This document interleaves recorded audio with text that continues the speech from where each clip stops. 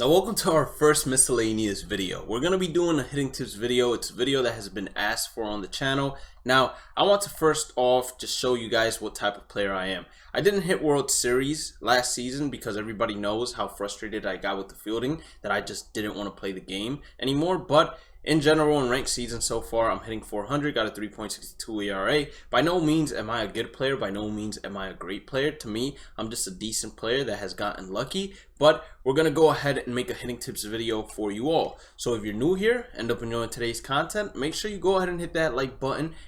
I'm not going to ask for any amount of likes. You guys just go ahead and surprise me. Also, hit that red subscribe button, join the family, turn on that notification bell, and last but not least, it's two things here. Click on the channel community tab, interact with me there. There will be a miscellaneous, basically playlist on the channel that's going to have all the guides, tips, and tricks. So make sure you check that out. We also have a Conquest guide. If you ever struggle with Conquest, whenever a Conquest map drops, I'm one of the first ones to go ahead and upload it. Same thing for showdown guides, showdown drafts, etc. I'm one of the first ones to upload it. And then to finish things off, make sure you follow me on Twitter, Instagram at BladeMist, same way it's spelled in the YouTube channel username. Like, retweet, favorite all my posts. Let's blow this family up. Let's blow this channel up, basically. So first things first, before we head into my number one tip, we're going to go into user settings. Now, I'll be completely honest with you all. You have to find yourself the hitting view that works best for you. A lot of people like strike zone. A lot of people like strike zone high. A lot of people like offset zoom. There's different hitting views. You have to find the one that works for you across all difficulties. To me, strike zone high is my own personal preference.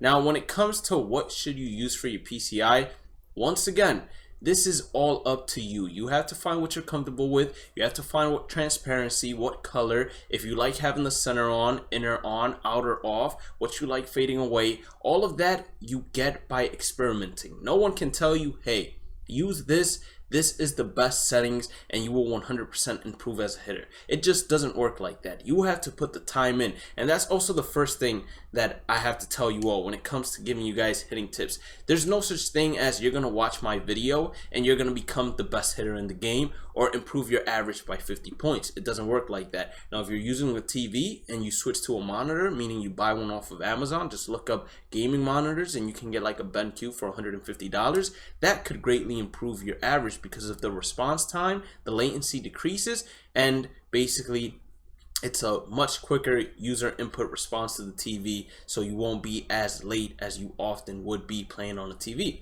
Now, nonetheless, once again, just by watching this video, your average is not going to increase by 50. It's going to increase due to how much time you put in. The only way you get good at this game in terms of hitting is by how much time you put in. That's the secret to it. I can't even say it correctly, but there's nothing else you can say that's gonna go ahead and make you a better hitter besides putting the time in. So me, when I first started off Diamond Dynasty, this is what I loved doing. This to me helped me out the most, in my opinion, because there still is something on the line going on. It's not custom practice, and at the same time you're using hitters that have low visions, and you're using basically players with different swings, different stances, and you're facing all kinds of pitchers instead of going to custom practice and usually picking one team and only being able to face those players within that team. So I'll explain to you all what I do. So I head into franchise. I don't care about anything besides just playing the game. So I put everything on auto, which it was already preset there, and then I advance. Now, generally, I start off with the Baltimore Orioles just because they're the worst team in Major League Baseball. Therefore, they have the worst players in Major League Baseball. You have to set what difficulty works for you. I'm pretty sure that in this one, I have dynamic, so it's going to scale as I improve as a hitter. To me, if you're not going to play online for a while, I would set it to dynamic as well. And as you advance through the levels, the pitch speeds will increase, etc. But if you are going to play online, I would set it to Hall of Fame. If you're a legend player and you're pretty good at legend, then I don't even know why you're watching this video. But I would set the hitting difficulty on Hall of Fame. I would hop into franchise with the Orioles and then The reason I like using a team like the Orioles, once again, it's look at the vision. Now, Jose Iglesias, he's an outlier. Of course, he has 89 vision, 55, 57, 53, 62, etc. And then you're facing teams like the Yankees, you're facing teams like the Boston Red Sox that have Chris Sale, Garrett Cole, etc. So, for example, let's go ahead and change the hitting difficulty. Let's change it to Hall of Fame. So this is all we would do. We would apply the changes, of course, and then we would go to play our next game, play the full game. You lock in as the home team, and it's pretty simple. You can pick whichever stadium you want, whatever you play in Diamond Dynasty. So for example, I play on Riverboat Stadium. You can have quick counts on to add a little bit of pressure to yourself. I personally would rather just work the count, see a lot more pitches, etc. So I leave them off. You put your starting pitcher in, you set the lineup however you want. If you want to add some more lefties in, you do that. You're free to do whatever you want. Basically diversify the lineup a little bit more, and here you will improve hitting righty on righty. You'll improve hitting lefty on lefty depending how many lefties you have inside the lineup. And with switch hitters, it doesn't really matter because you got the advantage always. So I've made this tutorial about every single year. I would want to say you're not going to see me most likely play because I'll probably get rung up by Garrett Cole, but all you're going to be doing every single time you play this game is you never pitch. You're working on hitting and hitting only, because pitching to the CPU, it just does not translate to pitching to an online player, because a CPU might not swing at something that's 3 feet below the strike zone, but an online player might swing at it every single time. So it just doesn't translate. So all you do is go to quick manage, you simulate half the inning, and then once you get to your basically half of hitting, you back out and boom. You come in, you're using Jose Iglesias now, and you're facing Garrett Cole. So you see the PCI, it's not big. Now, the PCI not being big helps you out a ton, because it allows you not only to place the ball more effectively when you go on online game modes, since the PCIs will most likely be larger, but it also allows you to just crush pitches whenever you're really on it and really feel rewarded, since you're using the team like the Baltimore Orioles. Now, another great thing about using franchise, which I'm speaking at the same time, so it's a lot harder for me to hit at the same time as well. Another good thing about it is that you see all kinds of pitches. So you're going to be seeing fastballs, sliders, knuckle curves. They're going to be working the counts. They're going to be pitching around hitters. So you have to be patient. And if you take this seriously, you're going to be trailing sometimes. So sometimes you have to be smart, take pitches, work your way back. And you can make this as if it's March to October. That's not technically a March to October, since you only pitch, and of course you're not getting any team affinity rewards.